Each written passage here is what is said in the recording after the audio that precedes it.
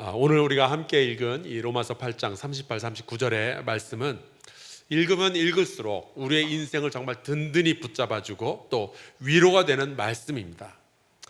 여러분의 인생에 어떠한 일이 일어나도 우리를 끝까지 붙드시겠다는 그 하나님을 굳게 믿고 살아갈 수 있기를 주의 이름으로 축원합니다. 근데 우리 인생이 경험하는 문제는 어디 있는 거 아니에요. 하나님의 사랑은 그 어떤 것으로도 끊어지지 않겠지만 사람들의 관계는 끊어진다는데 참 문제가 있습니다. 이 세상과 우리는 여러 가지 관계들을 맺고 살아가는데 상황에 따라서 현재일이나 장래일이나 높음이나 기쁨이나 이런 일들로 인해서 우리의 관계들은 흔들리고 끊어지는 일들이 비일비재하게 일어나죠. 아마 여기에 있는 우리 모두는 대부분 이러한 경험들을 했을 겁니다. 그래서 함께함과 버려짐, 이 두 가지는 우리가 살아가는 이 세상 속에서 늘 발생하는 일들이죠. 관계를 포기해야 되는 일들이 생겨납니다. 저희 집에서 예전에 그 전기로 그 고기 굽는 왜 전기 그릴 있잖아요. 그걸 하나 샀는데 그때 저는 우리 식구가 저녁마다 고기 파티를 하게 될 줄로 알았었어요. 그러다가 깨달은 것이 있었죠. 고기는 나가서 사 먹어야 제맛이다. 그래서 그 전기 그릴은 그냥 박스에다 넣어둔 채로 한쪽 구석에 처박혀 있다가 지금은 저희 식구에게서 버림받고 지금 남의 집에 가 있어요. 여러분 댁에 러닝머신 가지고 계신 분들 계시죠? 아침마다 1시간씩 운동하고 그래서 날씬한 몸매를 유지하게 될 것처럼 생각하고 샀었는데 아마 지금 대부분의 성도들은 죄송합니다, 남들 하는 것처럼 지금 빨래 건조대로 사용하시는 분들이 계실 거예요. 제가 성도님들 댁을 신방에 보면은 10중 8구는 러닝머신이 집에 있어요. 근데 거기에 늘 빨래가 널려 있더라고요. 그렇게 기껏 장만할 때는 함께 오랫동안 뭔가 좋은 관계를 유지할 것 같더니 어느 시간이 지나면서 필요가 없어지고 버려지는 물건들이 생기는 것이 있죠. 근데 인간 관계도 그래요. 현재의 일이나 장래의 일 때문에 함께하는 시간이 있는 반면에 때로는 그 권세자들이나 높음이나 기쁨이나 여러 가지 이유 때문에 그 관계가 끊어지기도 한단 말이죠. 옛날에 사귀었던 여자가 혹은 남자가 있었는데 지금 결혼한 사람이 다른 사람이다. 그러면 우리는 다 경험을 해본 거예요. 버림받았거나 버리는 그 경험들을 해본 거죠. 그래서 이 세상 살면서 이 관계가 끊어지는 아픔들은 누구나 다 경험을 합니다. 흔해요. 그런데 그 관계가 끊어지는 것 때문에 그것이 상처가 되어서 우리의 인생 두고두고 힘든 케이스들이 있죠.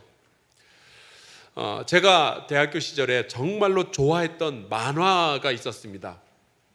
아마 여러분 가운데 40대, 50대 남성이라면 대부분 이 만화를 읽어보셨을 것 같아요. 당시 국민 만화라고 불렸던 공포의 외인구단.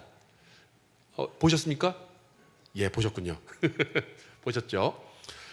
거기에 나오는 이제 주인공이 까치라는 별명을 가진 오혜성이라는 사람입니다. 근데 나중에 이게 이제 영화로 만들어지게 되었어요. 근데 이 만화를 그린 사람이 이현세 씨라고 지금은 이제 세종대 교수로서 만화를 가르치고 있는데 당시 그런 말이 있었어요. 노래는 이문세가 잘하고 만화는 이현세가 잘 그린다고 그런 얘기가 나올 정도로 참 유명했던 분입니다. 근데 이분이 자기의 과거에 대한 이야기를 한번 한 적이 있었는데 이런 얘기를 해요. 자기가 어렸을 때 아버지가 일찌감치 돌아가셨대요. 그리고 나서 이제 성장하는 과정에서 참 힘든 청소년기, 정말 방황을 많이 하는 청소년기를 보냈는데 20대에 들어서면서도 여전히 방황이 끝이지 않았고 그러던 어느 날 이제 명절이 되어서 이제 고향이 그 경주에 있는데 경주에 이제 친척들이 다 모인다 그래서 이제 거기를 내려간 거예요. 그때 20여 년을 살면서 처음으로 알게 된 사실이 있었는데 지금까지 자기가 엄마로 알고 지냈던 그분이 사실은 숙모였다는 거예요. 친척들은 다 알고 있는데 말을 안 하고 자기만 몰랐던 거죠. 그래서 이제 친척들에게 굉장히 큰 배신감을 느꼈는데 그렇다면은 이 이현세 씨의 엄마는 어디 있었는가? 그때까지 숙모로 알고 지냈던 분이 사실은 자기 진짜 엄마였다는 거예요. 절대로 자기를 포기해서는 안 되는 사람이 자기를 포기했다라는 그 사실을 알게 된 이후로 너무 힘들었던 거예요. 그 버려짐의 고통을 그래서 고스란히 녹여낸 작품이 바로 이 공포의 외인 구단이라는 버림받은 야구 선수들이 팀을 만들어서 아주 놀라운 일들을 벌이는 그러한 이야기죠. 예전에 그 브랜던 맥과이어라는 그 캐나다의 정치인이 자기의 성공담 이야기를 하는데 자기의 어렸을 적 시절 이야기를 또 했었어요. 자기가 어렸을 때 자기 아버지는 술과 마약에 찌든 사람이었대요. 그래서 이 사람이 어디 가서 술만 마시고 집에 들어오면은 그렇게 애들을 패고 그 자기 엄마를 두들겨 패고 막 그랬다는 거죠. 그때 이제 자기는 맏이었고 밑에 동생이 둘이 더 있었는데, 그래서 아빠만 들어오면 막 도망 다니고 그러느라 난리였대요. 근데 어느 날 그 부모님 둘이서 그 애들 셋을 데리고 그 백화점을 간 거예요. 그날 그 부모님은 자식 셋을 백화점에다 남겨놓고 사라져버린 거예요. 자식들을 포기해버린 거예요. 가장 아픈 방식으로. 그래서 자기들을 포기하고 사라진 그 엄마와 아빠를 찾기 위해서 백화점 안에서 자기 동생 둘의 손을 붙잡고 엉엉 울면서 한참을 돌아다녔는데 못 찾았대요. 그때 이 브랜던 맥과이어의 나이가 6살. 얼마나 아프고 혼란스러웠겠어요. 자기를 절대로 포기해서는 안 되는 분들이 갑자기 사라졌을 때. 제가 미국서 목회할 때 저는 이제 미국인 교회를 담임을 했으니까 한 미국인 교회 부부가 저희 교회에 잘 다녔었어요. 근데 아내는 그 동네에 있는 댄싱 학원의 선생님이었고 남편은 군인이었습니다. 근데 어느 날부터 이들이 교회에 안 나오는 거예요. 그래서 이제 제가 궁금해서 그 남편에게 전화를 걸었어요. 왜 교회에 안 나오시냐고. 근데 집안에 좀 문제가 있습니다 그러더라고요. 그래서 무슨 문제냐 했더니 얘기를 안 하려고 그래요. 그래서 제가 얼른 전화를 끊고 그 아내에게 전화를 걸었어요. 이번에는 왜 교회에 안 나오시냐 그렇게 물어보지 않고 집안에 어려움이 있는 것 같은데 무슨 일이냐라고 제가 질문을 던졌어요. 그랬더니 수화기 저쪽 편에서 바로 우는 소리가 시작이 된 거예요. 그리고서 이제 저한테 했던 말이 He dumped me. 남편이 나를 버렸다는 거예요. 그래서 어떻게 됐는가 알아봤더니 이 남편이 군인이니까 미군은 이제 가끔 이제 뭐 다른 나라나 이런 데로 가잖아요. 가서 이제 파견 나가 있는 동안에 이 남자가 현지에서 다른 여자를 만났다 이 소문이 들려온 거예요. 그러면은 이 여자도 참 딱하지. 그러면은 찾아가서 따지든지 뭐 어떻게 했어야 되는데 그렇다면 나도 남자 사귀지. 이래서 이 동네에서 다른 남자를 사귄 거예요. 그거를 이제 남편이 돌아와서 알게 되고 결국 이제 남편이 이혼을 요구했는데 정말 알고 봤더니 남편이 현지에서 뭐 다른 여자를 사귀다 이거는 거짓말이고 이거는 헛소문이었는데 이쪽에서 아내가 남자를 사귄 거는 그건 진실인 거예요. 정말 제가 중간에서 너무 난감했어요. 중간에 어떻게 해서든 좀 돌이켜보려고 애를 썼는데 이미 늦었어요. 그래서 이제 결국 이혼을 했는데 서로 포기하고 서로 버린 그런 케이스가 돼버렸어요. 누군가가 나를 포기하고 나를 버린다. 이런 일들은 직장에서도 종종 일어날 수 있어요. 이제 같이 입사한 동료들, 왜 입사 동기라 그러죠. 그들 중에서 몇 명은 이제 대리가 되고 또 과장이 되고 부장으로 차장으로 부장으로 이제 승진을 하는데 나만 가만히 있다. 어느 순간부터인가 이 직장이 이 사장님이 나를 버렸구나. 이런 느낌을 가지게 됩니다. 또 어느 날 친구들한테 전화 받더니 다들 뭐 어디 여행 갔대요. 그래서 뭐 한 사람 두 사람 쭉 연결을 하다 보니까 이 친구들이 전부 다 같은 날 같은 장소로 여행을 가고 나만 빠진 거예요. 버림받았구나. 친구들이 나를 포기해버렸구나. 그런 느낌을 가지게 되죠. 또 형제가 셋 있는 경우 그런 감정을 가지기가 쉽죠. 첫째는 첫째니까 사랑받고 막내는 막내니까 사랑받는데 가운데 껴있는 나는 부모님에게 별로 사랑받지 못하고 버림받은 존재로서 살아왔어요. 이런 이야기하는 사람들이 얼마나 많이 있는지 몰라요. 이렇게 버림받은 기억, 포기된 그런 기억을 가진 사람들이 상처를 입을 경우에 모두가 다 그렇지는 않지만 이런 사람들은 다른 사람들을 신뢰하고 사랑하고 관계를 맺는데 굉장히 큰 어려움을 겪을 수가 있습니다. 또 예전에 누군가 나를 버렸다는, 내가 정말로 사랑하고 신뢰했던 사람이 나를 포기했다는 그 감정이 사로잡혀가지고 감정에 사로잡혀서 아파하고 힘들어하고 또 마음속에 분노가 치미는 그러한 사람들도 있게 되고요. 그래서 이런 사람들은 관계에 있어서 다른 사람에 대한 굉장히 냉소적인 사람이 될 수가 있어요. 그러니까 다시는 내가 사랑하고 신뢰했던 사람으로부터 버림받지 않으려면, 그것 때문에 상처받지 않으려면 그 사람을 안 사랑하면 되지, 그 사람을 신뢰하지 않으면 되지, 이렇게 되는 거예요. 오죽하면은 한 번도 상처 입지 않은 것처럼 사랑하라라는 말이 유행을 했겠어요. 때로는 아예 반대로 버림받음의 상처가 있는 사람들은 자기와 관계를 맺고 있는 사람들에게 집착할 수도 있어요. 자기가 다시는 버림받으면 안 되니까 그거를 확신하기 위해서 나와 관계를 맺은 사람, 내가 사랑하는 그 사람에게 그 사람을 막 붙잡고 안 놔주는 거예요. 오늘 누구 만났어요? 어디 갔었어요? 몇 시에 내가 전화했는데 왜 안 받았어요? 사람을 막 달달달달 볶는 케이스도 있어요. 그런 식으로 뭐 의처증, 의부증이 시작되기도 하고요.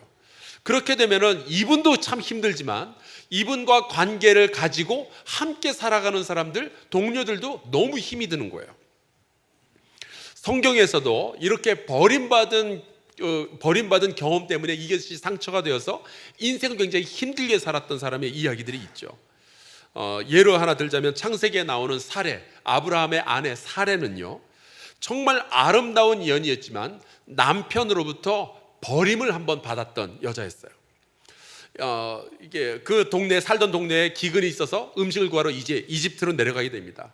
근데 이집트로 갔을 때 자기 아내 사레가 너무 예쁘니까 혹시 사람들이 나를 죽이고 내 아내 사레를 이렇게 데리고 갈까봐 겁이 난 나머지 아내라는 얘기를 숨기고 나의 누이입니다라고 사람들한테 소개를 했어요.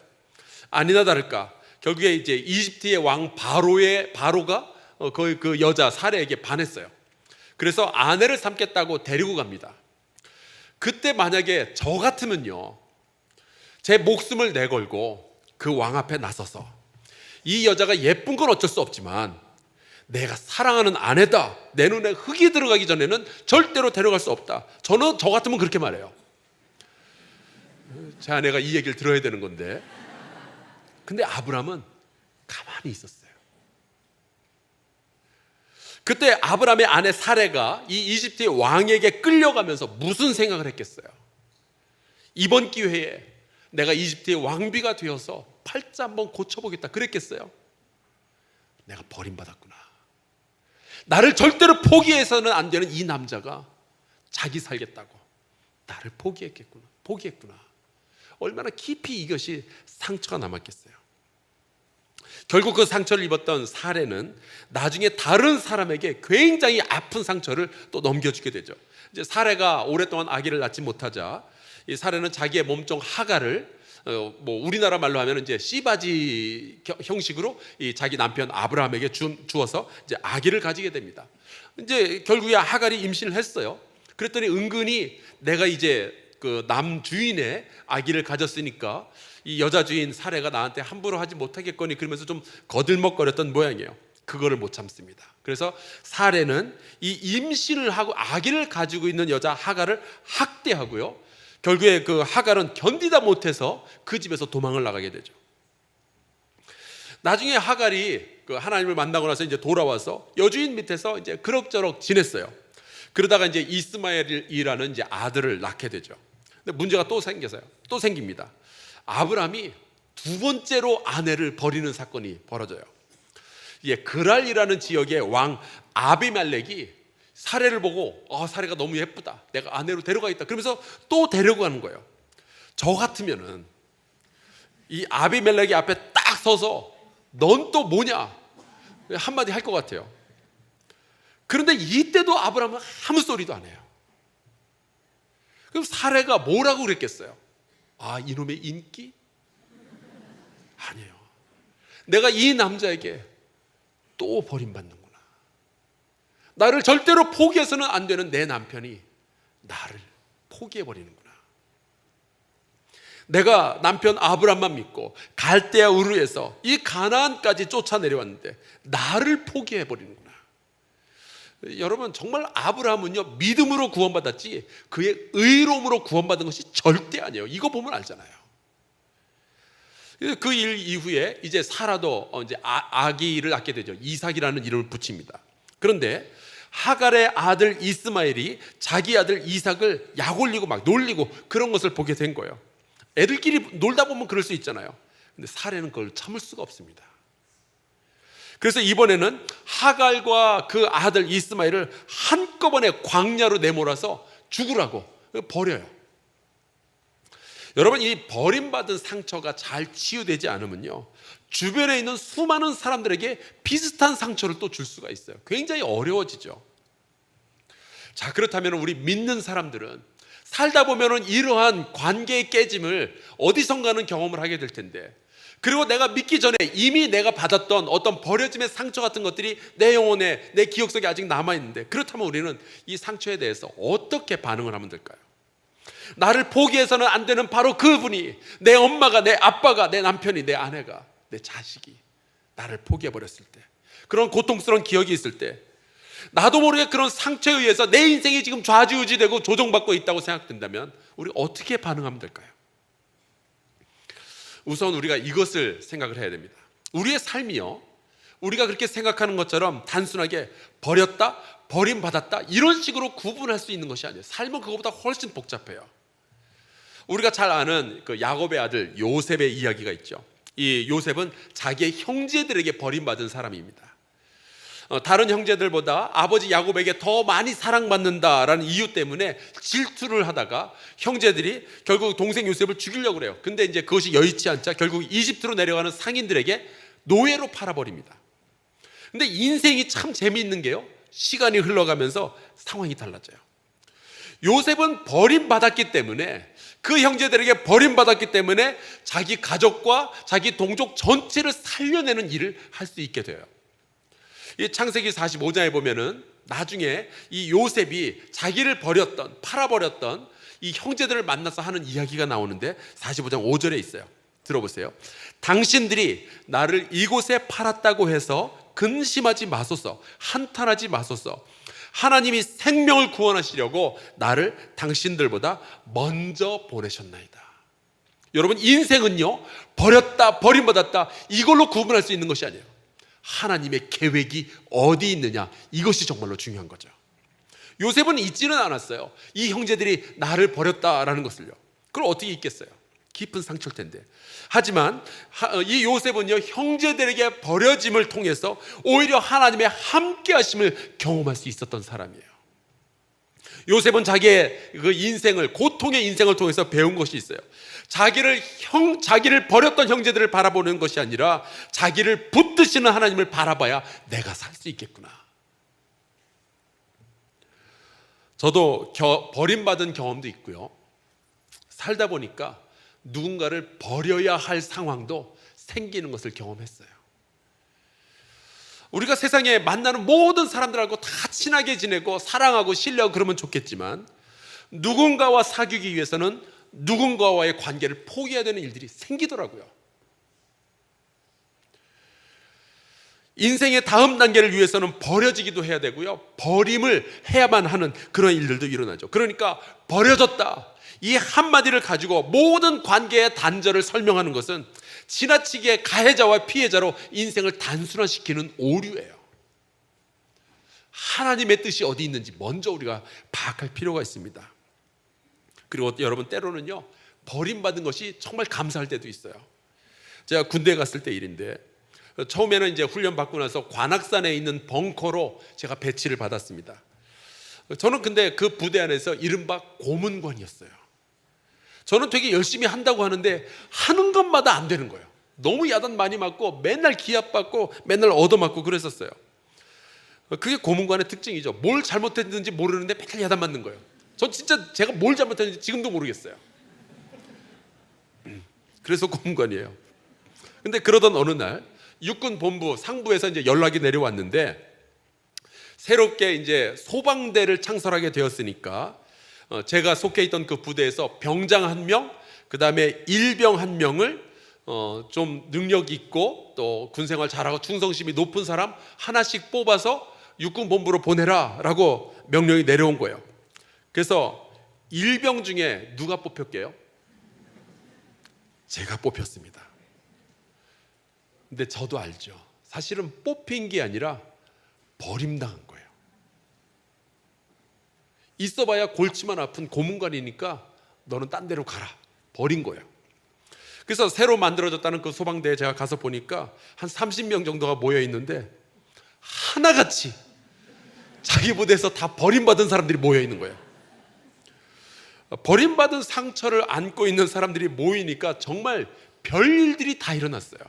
서로 경계하고 의심하고 부딪히고 저녁마다 막 서로 싸우고 때리고 막 물건 집어 던지고 얼마나 분위기가 험악했는지 몰라요. 거기 모인 사람들은요, 말할 때 거의 반 이상이 욕이에요. 생전 처음 듣는 전라도 욕, 경상도 욕 얼마나 많은지 저 그때 참 공부 많이 했어요. 써먹을 데가 없어서 그렇지.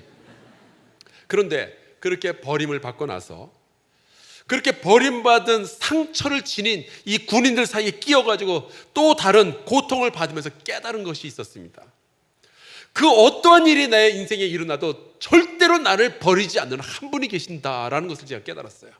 여호와 하나님, 나의 아버지, 그분은 절대로 나를 포기하지 아니하시고 나를 버리지 아니하시고 끝까지 나와 함께 하신다는 사실을 제가 깨달았어요. 그런데요, 제 군대 인생은 그 이후로부터 피기 시작했어요. 처음에는 고문관이었는데 소방대로 갔더니 소방대가 제 체질에 딱 맞는 거예요. 소방차를 운전하고 기계를 다루고 물 뿌리고 또 그 물이 어떻게 뿌려지고 어떻게 불을 끄는지 이론이 저는 너무 잘 맞았어요. 마치 소방대가 저를 위해서 창설된 것 같은 그런 착각을 할 정도로 너무 좋았어요. 그러면서 이제 저는 대전에 있는 국군 통합사령부로 옮겨가게 되고 거기에서 나머지 군생활 동안 힘들었지만 여러 군인들에게 복음을 전하는 기회를 가지게 됐어요. 저는 그때 신학생도 아니고 아무것도 아니었어요. 근데 고난을 통해서 하나님께서 그런 기회를 주시더라고요. 그때 제가 처음으로 했던 생각이, 나 나중에 이러다 목사 되는 거 아니야? 그때 처음으로 생각해 봤어요. 버려짐이 하나님의 손에 의해서 쓰여지고 그 하나님이 여전히 나와 함께 계신다는 것을 알게 되니까 놀라운 변화가 제 인생 가운데 일어나더라니까요. 여러분, 우리 예수님께서는 이러한 버려짐, 포기됨의 상처, 그 아픔을 알고 계실까요? 너무 잘 아셔요. 이사야서 53장 3절에 보면은 그 예수님에 대한 예언이 하나 나와 있죠. 제가 읽어볼게요. 그는 멸시를 받아 사람들에게 버림받았으며 간고를 많이 겪었으며 질고를 아는 자라. 마치 사람들이 그에게서 얼굴을 가리는 것 같이 멸시를 당하였고 우리도 그를 귀히 여기지 아니하였도다. 사람들이 전부 예수님을 버린 거예요. 포기한 거예요. 그 아픔을 아시죠? 예수님이 심지어 자기의 제자들에게서도 버림을 당하셨어요. 예수께서 체포되실 때 성경에 보니까 다 예수를 버리고 도망하니라라고 되어 있어요. 심지어 마가복음에 보면 제자 중에 한 사람은요, 도망가려고, 예수를 버리려고 자기가 입었던 그 옷 혹은 혼림을 마저 다 버리고 발가벗은 채로 도망을 쳤다고 되어 있어요. 얼마나 아프셨을까요? 예수님은 우리의 눈물을 너무 잘 아시는 분이셔요. 저는 예수님의 그 짧다면 짧은 이 33년의 이 땅에서의 인생, 그 가운데서 가장 깊은 고통이 어디서 표현됐을까라고 찾는다면은 저는 마가복음 15장 34절을 뽑을 것 같아요. 예수께서 이제 십자가에 달리시죠. 그리고 그 고통 가운데서 몇 가지의 비명을 지르셨는데 그 중에 하나가 이거예요. 엘리 엘리 라마 사박다니. 이 뜻은 나의 하나님, 나의 하나님, 어찌하여 나를 버리셨나이까? 아니 목사님, 하나님은 절대로 우리를 버리지 않는다고 방금 말씀해 놓고 왜 예수님은 그런 말씀을 하셨을까요? 예수님께서 그걸 모르시지 않을 텐데 어째서 예수께서 그런 말씀을 하셨을까요?